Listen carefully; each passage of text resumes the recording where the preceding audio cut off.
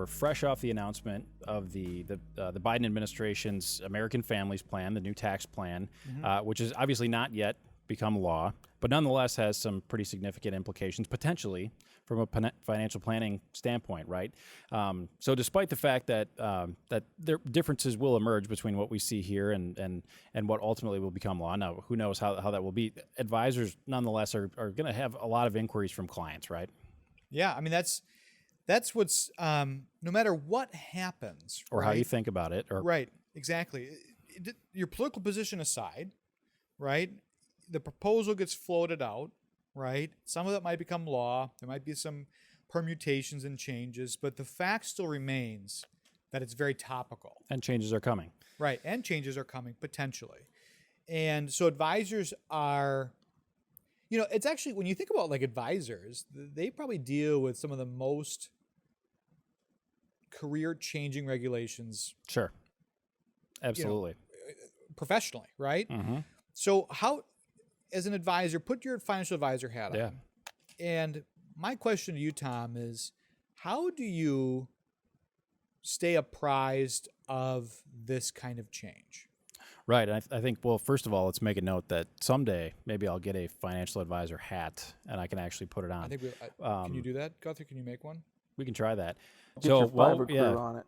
Yeah, while we ponder that, I think certainly I think you immediately have to go into the mode of educating yourself first of all. But the way that you ultimately are going to become intimately familiar with the proposal is probably quite different than how you want to initially communicate this to your clients. And it's a very quick pivot to trying to proactively put together a summary that, to the extent it applies to your client base, you can get something out there so at least they know that you're keeping track of it, and that when it comes time to discuss it, whether that's now, tomorrow, or whenever, that you'll be ready for it. But a very succinct summary showing that you understand it and you're monitoring is got to be the first step.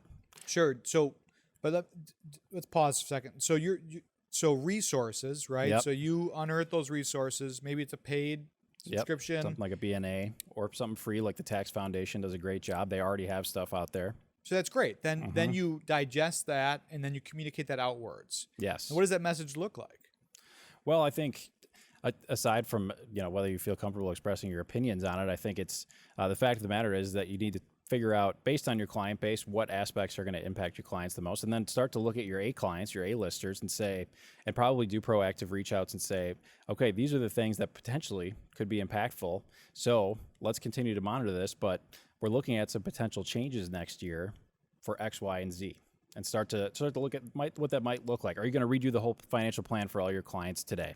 I hope not. I don't think that's necessary. But I think it's really about instilling the confidence that you know that this is underway, and that there's going to be some conversations, some changes that we might have to make, and the client's best interest and how it's going to affect them is always at top of mind for the advisor. But it's about educating first. And that's interesting because I think it's really important to point out that so maybe the advisor is doing all that research internally.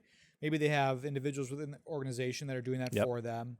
They're getting these digests and they're tracking it closely, right? We all watch CNBC. We all read the Wall Street Journal. So we're seeing all of that, right?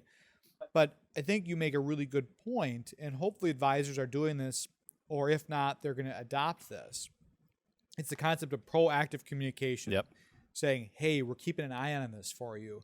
We know it's coming. We know you see it in the news. We should not take action now, right? But we know, and we should start tracking for that because we can plan for that. I think a great example is capital gains, right? So I don't want to go into the details because it's still a proposal, but there's a potential that the capital gains tax on $1 million plus earners won't double, but it'll get pretty high. Yep. And so it's intuitive for an advisor to not only begin to communicate that this potential change is going to happen, but he or she might suggest that we have to take action this year. Yep. But what does that do? That demonstrates intellect. That demonstrates being the trusted source for this news, but also saying we're thinking about that. Oh yeah, checking that box. The pure act of checking that box from a proactive communication standpoint, like you said, that in itself is huge to be able to do that. Just sending it out and letting clients know you're thinking about them. Then I think, having some specific conversations, potentially about some actions we might want to take now, or at least start thinking about some contingency plans. For example, if we play on your example, somebody who's thinking about selling a business. Well, I mean, maybe you want to think a little harder about that, or at least start going through the motions of maybe getting a little bit more serious about that, just in case. Or even on the maybe a different end of the wall spectrum, somebody who's thinking about buying their first home. If you're working with perhaps the children of a client or doing multi-generational planning, somebody who's going to buy their first home, potentially looking at a decent-sized tax credit. So all that stuff. I mean, as far as like definitive action, you must do this now. No, but there's a ton of value in encouraging your clients to start thinking about it, because ultimately it's their desires and what they want to accomplish that's important.